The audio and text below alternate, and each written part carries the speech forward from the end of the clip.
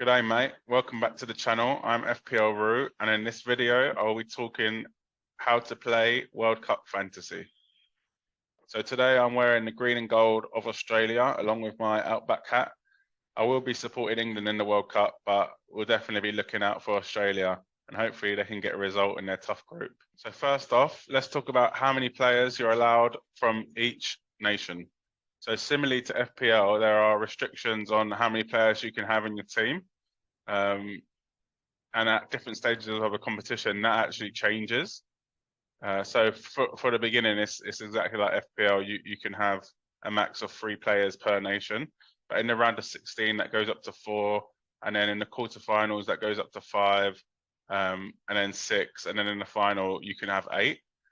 This is because there's less teams as further as you go through the competition. So you're running out of teams to choose. So you have to actually have that many players in.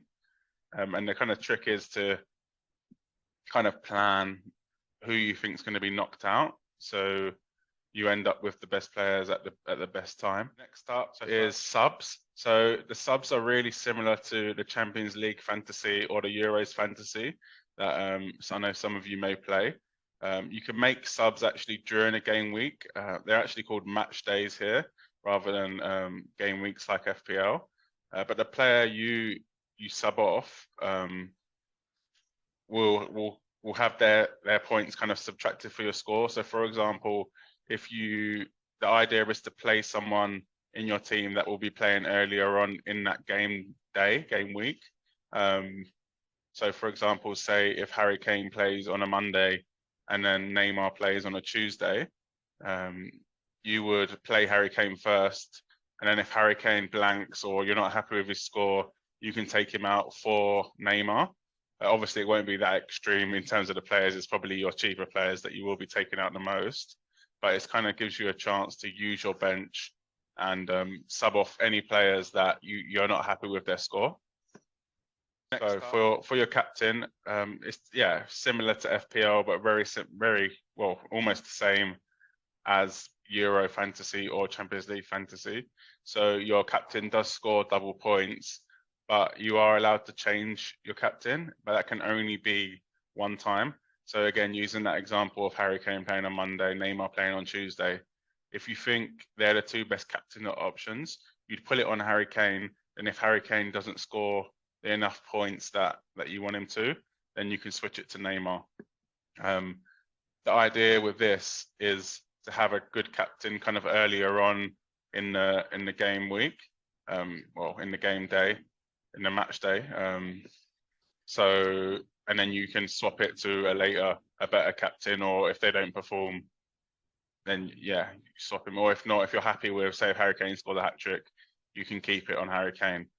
The idea I like to go by is at least 1 attacking return, maybe 2, and then I would keep my captain. If not, it may be worth risking it and trying a different captain. Free transfers, there is actually no deadlines, which I'm sure you're all happy about. So no website crashes. You can make your transfers right up until you hear the lineup. So wait for them lineups and then make your transfers is a good idea if you're not sure on if a player is going to play that game. So you can take a big advantage of seeing the lineups. Any additional transfers to your free transfers will cost you a -3 points, so 1 less than FPL. And kind of pre-tournament, it's unlimited. And then before match day 2 starts, you get 2 transfers. Before match day 3 starts, you get 2 transfers. And then before the round of 16, you actually get unlimited transfers again. So this is because loads of teams, well, half the amount of teams get knocked out. So you might have some players that are no longer in the competition, so you can replace them. Before the quarterfinals, you get 4 transfers, and before the semis, you get 5. Before the final, you get 6. So again, like I said previously, it's a good idea to kind of almost load up on teams that you think will go through. And it's always good to have 1 or 2 of the outsider teams because you never know what could happen. So point scoring. Point scoring is a little different to FPL. So they get 1 point for playing 60 minutes. An assist is 3 points. Yellow card -1, red card -2, own goal -2, a winning penalty is +2, and conceding a goal is -1. So different positions have different points. So there's actually loads of ways kind of a defender can get points and a midfielder. And I'm just going to go through them quickly in positions. So first off, we'll start with the goalkeepers. So for a clean sheet, if they've played 70 minutes or more, is +5 points. For first goal conceded is 0, so no minus. And each additional goal is -1. If a goalkeeper actually scores a goal, so maybe Alisson will pop up with a goal like he has in the Premier League, is 9 points. A penalty save, but not included shootouts, is 3 points. And every 3 saves they get 1 point. So for defenders, a clean sheet, but must play 60 minutes or more is 5 points. For the first goal they concede is no minus points. Each additional goal after that is -1. And for a goal scored by a defender is +7. So them attacking defenders up from corners are looking good. Midfielders. So clean sheet is 1 point if they've played 60 minutes or more. Goals scored is 5 points. Every 3 tackles is 1 point. So unlike FPL, a defensive midfielder can still get good amount of points. So maybe you're looking at someone like Declan Rice or Casemiro, who will put in a lot of tackles and can score that screamer every now and again, then they could be an option. And also every 2 key passes is 1 point.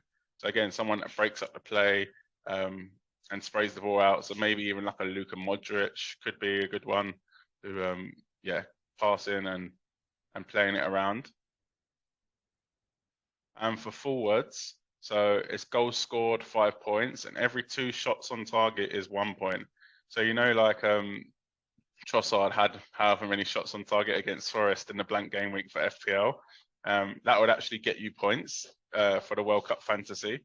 So it's something to think about. If a player has a lot of shots, like I know Salah does, but he's not in the World Cup, then yeah, it's something to think about. So chips is probably the funnest part of World Cup fantasy.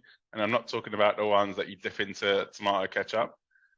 So Wildcard is exactly the same as FPL, but you just can't use it in the round of 16. This is because you get unlimited transfers, so I'm not too sure why you'd want to use it. So probably one of the best chips is the 12th man chip, which means you can add any player in the game into your team without any restrictions on budget or however many nations you have in your team. So for example, again, I'm using England as the example, is say if they have a great game, say against Iran, and you have Kane, you have Sterling, you have, let's say James Maddison plays or Bellingham, and you think, okay, I really want to load up, and you go for Trippier. So that could be a way to target a really, really good fixture, especially in the group stage. Would be a great way to use this chip, as there's a lot of weaker teams still left in the competition. So another great chip is the power captain. So it actually changes your captain to be the highest point scorer in your 15-man squad for that game day. This is great if you have many captain options and you don't know who to choose. And it also gives you the chance to maybe see if one of the cheaper players actually hauls, and then you've got them captain. I wish we have this in FPL because it's a great idea, especially when you're choosing between, say, Salah and Haaland or Kane and Haaland in FPL, and you don't know who to go for, and then you use that chip, and then no matter what, you're going to be getting the highest captain, and it'll probably end up being Trippier. Well, that was all the basic info you need to learn how to play World Cup Fantasy 2022. And if you haven't already, please like and subscribe to the channel, and make sure you hit that notification bell, as I'll be releasing a lot of World Cup fantasy videos in the coming weeks and until the end of the World Cup. To learn about chip strategy, team selection, and my first draft, stay tuned and make sure you beat all your mini league rivals and finish high up the ranks. Cheers.